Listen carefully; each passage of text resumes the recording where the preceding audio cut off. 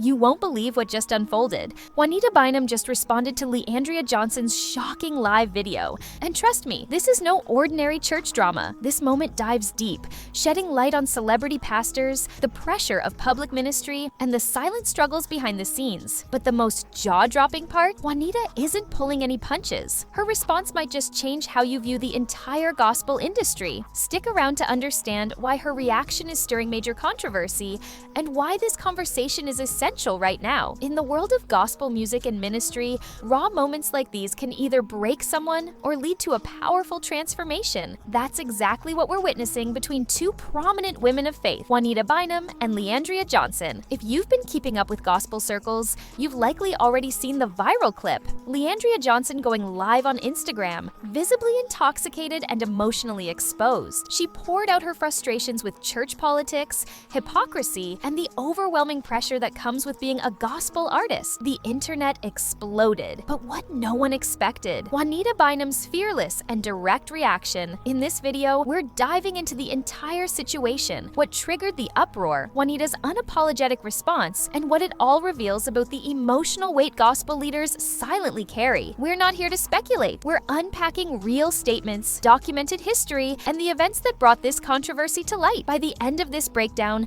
you'll understand the full scope of Juanita's response, how the gospel community is reacting, and why Leandrea's moment of vulnerability struck a powerful chord. Let's rewind to where it all began. On what seemed like a quiet night, gospel singer and Sunday Best winner Leandrea Johnson went live on Instagram, and what followed shocked the entire gospel world. Slurring her words, visibly emotional, and holding a bottle, she unleashed a flood of pain and honesty. She called out church politics, the pressure to perform, and how judged and abandoned she felt by the very people who once cheered her on. "I'm tired of faking it," she said. "I'm tired of acting like I'm okay when I'm not." Her words weren't just intoxicated ramblings, they were the cry of someone breaking under the weight of expectations. The video instantly went viral. Some viewers offered empathy, others expressed deep disappointment, and a significant portion of the church community reacted with outrage, calling her display disrespectful to the gospel. But others saw her honesty as refreshing, a rare glimpse of truth in an industry built on polished perfection. This wasn't Leandrea's first time speaking out. She's openly battled addiction, mental health challenges, and what she calls church hurt. She's often said she felt exploited for her voice, but discarded when she showed weakness. But this time felt different. This wasn't a rant, it was a breaking point. And just when everyone wondered whether anyone from gospel leadership would address it, Juanita Bynum did. And what she said only turned up the heat. Most gospel leaders stayed quiet, but not Juanita. Known for her powerful preaching,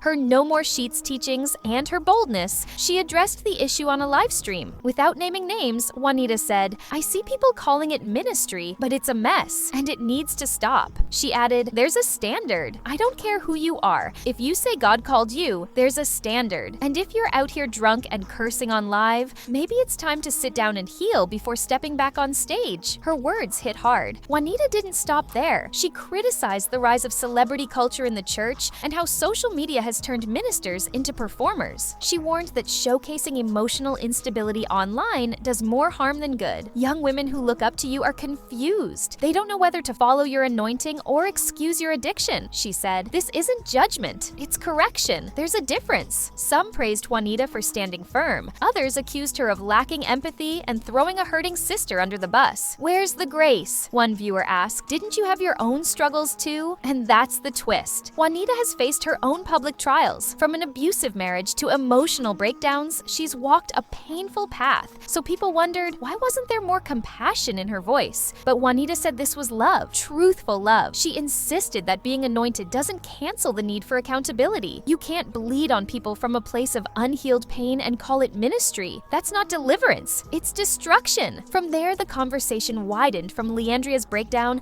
to the entire culture of wounded leaders masking their pain as authenticity. And Juanita wasn't alone in speaking up. Pastors, gospel artists, fans, even Leandrea herself began reacting. The community was split down the middle. Juanita's supporters applauded her for upholding biblical standards. They believed gospel ministry had grown too soft on sin and too tolerant of unhealthy behavior. She's not judging, she's correcting. Many said, "We need this kind of backbone in leadership." But Leandria's defenders saw things differently. They praised her for being transparent and for showing what many leaders hide: raw human pain. "This wasn't rebellion," gospel singer James Fortune tweeted. "It was real, and we love you, Leandrea." Some pastors even criticized the double standard, how men in ministry are often forgiven for major scandals, while women are shamed for emotional moments. And then came the receipts. Clips from Juanita's past surfaced: her breakdowns, her public divorce, her own season of healing. Critics asked, have we forgotten what grace looks like? Leandria's history was also re-examined. Her past struggles, her resilience,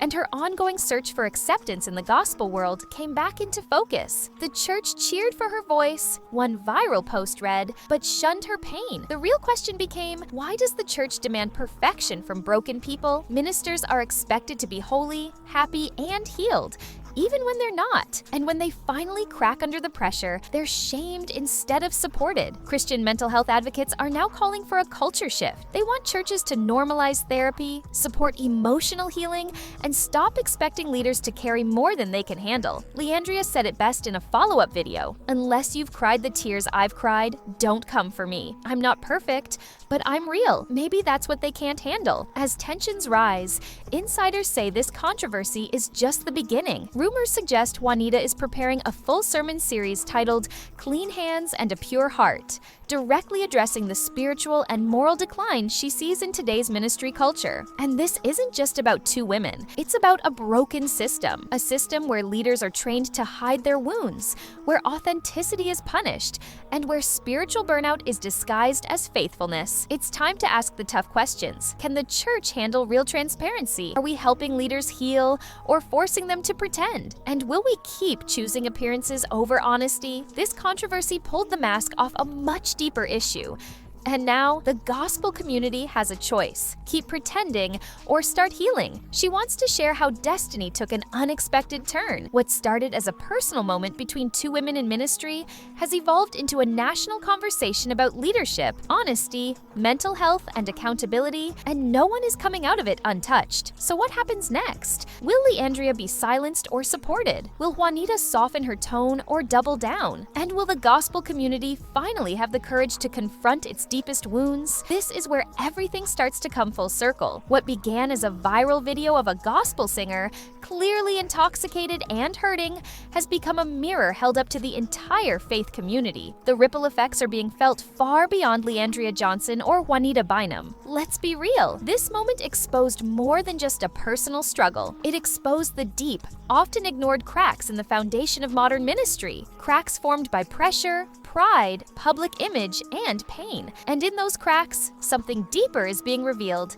the aching need for authenticity and healing in the church. You won't believe how far this ripple is going. Church leaders across the country, especially in the Black church, are now being forced to ask tough questions, not just about Leandrea, but about the culture that allows wounded leaders to bleed in silence. Ministry boards, gospel labels, and prayer networks are suddenly being flooded with private conversations about burnout, about unspoken addictions, about the isolation that comes with leadership. And here's the shocking part: people are finally talking about it, not just behind closed doors, but publicly, on Instagram Lives, in church conferences, on podcasts, and on YouTube channels just like this one. Even some pastors who once would have condemned Leandrea's behavior are now admitting they've been there. Maybe not drunk on camera, but broken behind the pulpit, holding back tears after preaching, feeling empty after laying hands on others. This moment is tearing down the myth that ministry leaders are untouchable. It's no longer just about being anointed, it's about being real. And the bigger conversation that's now emerging is this: can the church truly be a place of healing if its leaders aren't allowed to heal themselves?